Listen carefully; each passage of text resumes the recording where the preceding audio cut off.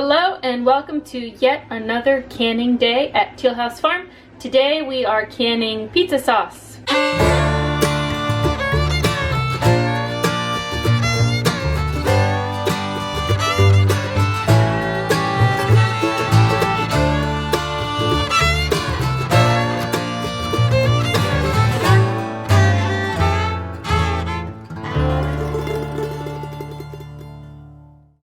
Pizza sauce is actually very simple to can, and to make it even simpler, I actually freeze my tomatoes all through the summer in Ziploc bags, and then right before it's time to start canning, I'll take them out and just start defrosting them enough that the skins get loose, and then the skins actually fall right off. It saves me a step of having to boil them to peel the skins.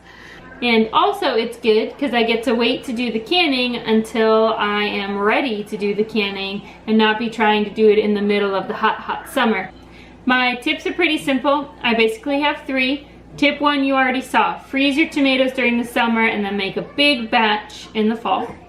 Tip two is to can it in these half-pint jars. I really like this because this is the perfect amount of pizza sauce. And my third tip is to use a pre-made sauce packet. I do have these pasta sauce packets left over from last year that I didn't use because I ordered a big box of them and didn't need them all. And so I'm going to use two of the pasta sauce packets I have left. And basically the difference between the Mrs. Wage's pizza sauce and pasta sauce is that the pasta sauce doesn't have a lot of oregano in it. So I'm going to add some oregano.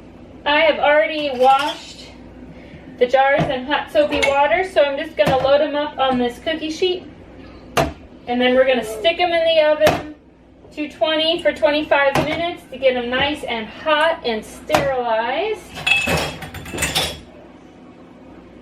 It should make about 10 half pints, but I found that it actually makes a little bit more sometimes because the measuring isn't exact. Are you gonna help me? You gonna help me? I skin the bigger tomatoes. Little tomatoes like this, I don't even bother to skin them. And with the big tomatoes, I will core them like this. It's got a big core. But really, I don't always bother because I don't find that it affects the final product. My coring technique is very rudimentary. They do make corers. I actually have one, but I don't really feel like it's easy to use. So I just chop around the core. We have our peeled and cored tomatoes, and our leftover skins are gonna go in our compost pile. So now we're gonna get these warmed up on the stove. We add a little bit of sugar. We have to read the instructions on the packet. Get them warm enough that these big kahunas aren't frozen solid, and then hit it with the immersion blender. It looks like it's a 1/4 cup sugar. We're using 2 pouches, so we're gonna add a 1/2 cup. Pasta sauce does not need a pressure canner.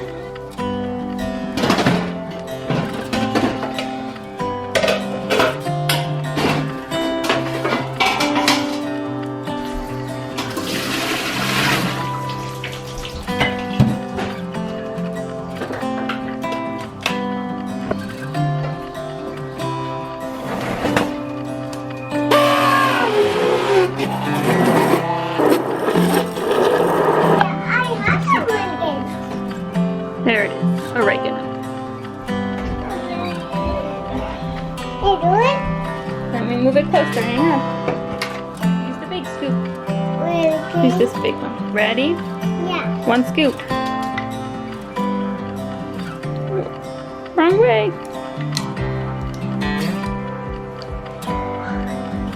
Good job, put it in the pot.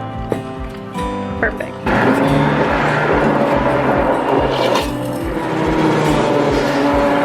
That big tomato.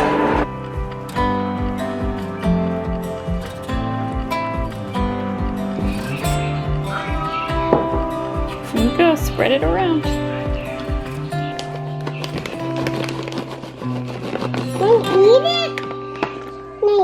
Once we cook it, I think we are ready.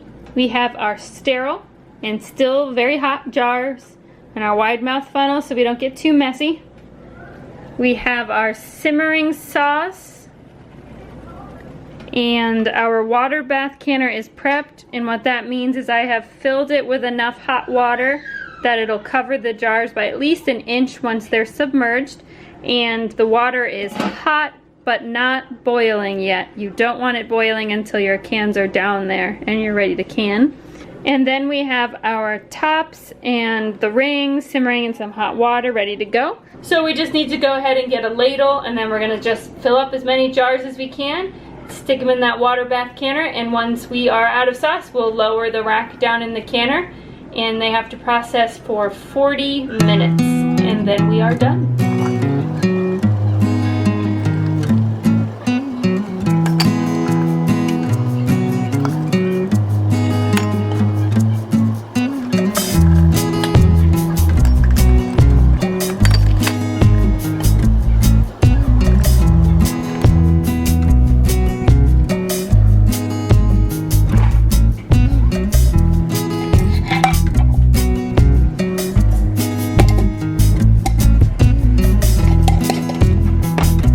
It was a squeeze, but we got them all in there. I believe this is 13 jars, and I actually still have some sauce left, so we might do another batch. But let's get these in and get it boiling.